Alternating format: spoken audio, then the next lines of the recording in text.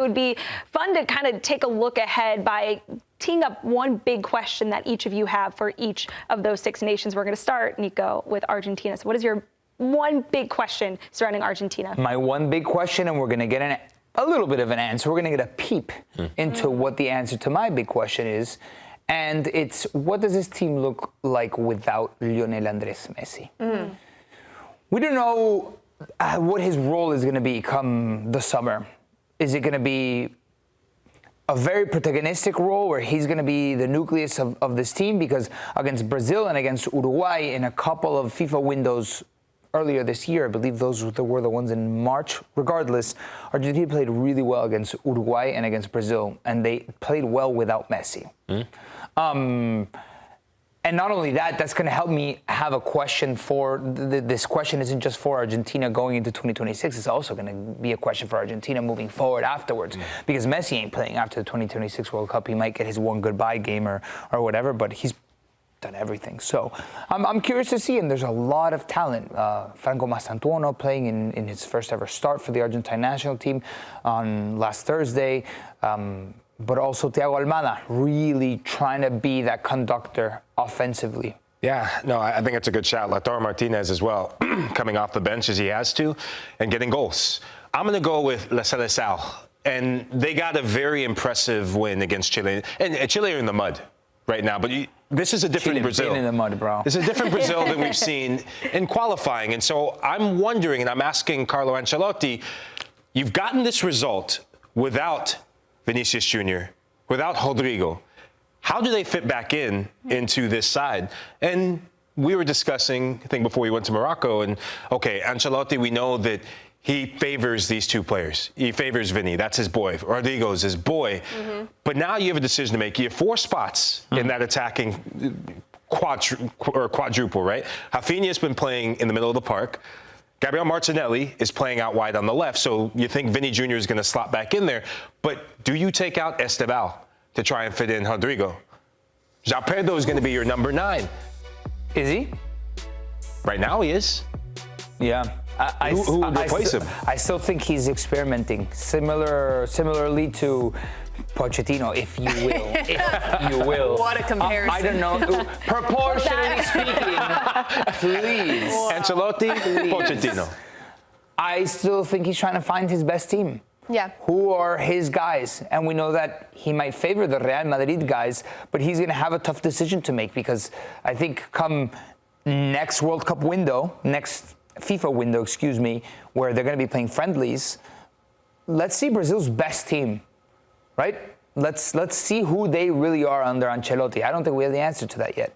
Yeah. Oh, that's going to be a fun one to watch as these qualifying matches continue. Okay, Darian, you've got your big question for Uruguay. What is it? I do. Brazil has champagne problems, but with Uruguay, I'm wondering which Darwin Núñez are we going to get in the World Cup? Yeah. Because this guy is very inconsistent. We saw this with Liverpool. But when Bielsa took over, he had 10 goals in 7 matches, but also hasn't scored in their last 10 games. And he's not playing right now. He's serving that suspension, and now he's with Al Hilal over in the Saudi League. But he's played 1 game so far. Haven't seen much from him. I'm wondering if he'll take over, maybe some of that energy we saw Retegui take with Italy, who got 3 assists. He's doing well in the Saudi League, has 2 goals in their first game. But Darwin Núñez is so inconsistent. There's no more Luis Suarez there to maybe come off the bench, even as he was doing. He's retired from the international stage. So is he going to step up and fill those shoes and be the goal scorer that they can rely on? Those are my questions. Yeah. Is there a world where Aguirre, who scored in the last match, steps in as the number 9 over Darwin Núñez? Who's Bielsa's guy, by the way? Bielsa has an affinity for Aguirre. I don't know. It's a good question. I think Darwin has given Uruguay a couple of really big moments. I think actually he was playing better at one point with Uruguay than he was for Liverpool. 100%. Yeah. But with the suspension, with him being at Al Hilal, how sharp is he going to be? it's a lot of these questions, right? For a lot of these players that go to an MLS, that go to a Saudi. Similarly to Messi, how sharp is Messi going to be when push comes to shove? Obviously, one's Messi, one's Darwin, Núñez, right? Can you imagine we're kicking off for the World Cup? Well, we don't know how sharp Messi's going to be. Yeah, but similarly, Retegui, right? Where's Retegui going to be in a year's less, in 8 months' time after an entire season in the Saudi Pro League, right? Is he going to be sharp enough? Yeah, does that form translate? Right. It's a lot of these are interesting questions, but. Yeah, the social edit of Nico is going to go crazy after the show today. I cannot wait for that. Uruguay going after their 5th World Cup. Wow. Yeah. Okay, Nico. Look at the 4 stars at the top there. You know Uruguay. Uruguayans claim they have 4 World Cups, right? Do they really? The 2 in 1930, 1950, but then the 2 previous ones pre-World Cup that were FIFA-sanctioned Olympic tournaments. Wow. And they claim FIFA told them, yes, you are world champions, so they are 4-time world champions. Ask a Uruguayan, how many World Cups do we have? We have 4. Wow. You know, I didn't know that. I didn't know that. That says it all. Fun fact. Nico's full of fun facts. Well, I know you're also full of questions, and you've got a big question for this Colombia team ahead next summer. Who's going to be the 9 for Colombia? Last World Cup cycle, Colombia really struggled to score.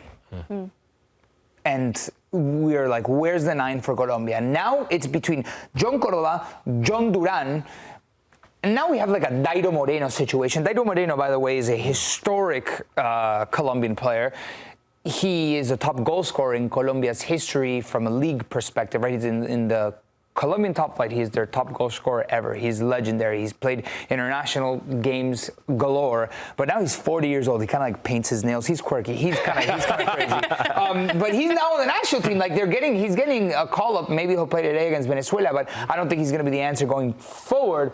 But between John Córdoba, Luis Diaz, John Duran, behind him James, behind him Juanfer Quintero, who are going to be Nestor Lorenzo, who are your guys up top to lead Colombia into glory come 2026? Yeah, it was a massive goal that Córdoba scored, right? Because you think of how he performed at Copa America and kind of the dip in form he's had with the national team. So, and also John Duran. A season ago, we were talking about him banging in goals in the Champions League. Yeah. Talk about fall from grace. Right. I mean, Córdoba, I forget Córdoba's name. John Córdoba plays in Russia. John Duran plays in Turkey, and he's not even playing well in Turkey. Yeah. You know, like I would want to, but they don't have a 9. Luis Suarez, who's not the Uruguayan Luis Suarez, but the Colombian Luis Suarez. He plays for Sporting now. He was, I think, in the 2nd division in Spain. I think he was a top goal scorer in the 2nd division in Spain last season. Like that's another option, but it's like, where's your guy that's just like that prolific 9 that's playing at a top European level? They don't have it, so they're going to have to make, other than like Luis Diaz, right? Yeah. But he's a winger. Well, you just teed me up perfectly because you talk about not scoring goals enough. Ecuador. Right now, outside of Enner Valencia, who's going to get you your goals? The track record in the last couple matches, they started qualifiers over the moon, right? Yeah. Getting results. We know their back line is incredible. Hincapié, William Pacho, Ordóñez at Club Brugge. But outside of that, if Enner Valencia doesn't score you goals, we've seen him score in the World Cup. They have the same issue last World Cup. If it's not Valencia, then who? You're not going to draw your way, potentially you're not going to draw your way, most likely, to get out of the group. So who's going to bang in the goals? Yeah, it's basically a very similar group up top than from the one from 2022. Like the turnover, there hasn't been that much turnover. So it's Yeboah, Kevin Rodriguez, and then Valencia. But other than that, like there's not a new guy, you know? Yeah. Yeah. So I love they're that gonna all have to of our make do. concerns are up top. Yeah. Really. Who's going to score? You gotta score Their goals backline in the is World great, Cup. by the way. The best With defense. Stupinian, Pacho, Hincapié, Ordóñez, that's stacked. That's a stacked backline. Yeah, and they've got the best defense in CONMEBOL. They've only got 5 goals conceded in 17 games, so that's not the problem. 5 goals? 5 goals. I didn't. Yeah. Pretty epic.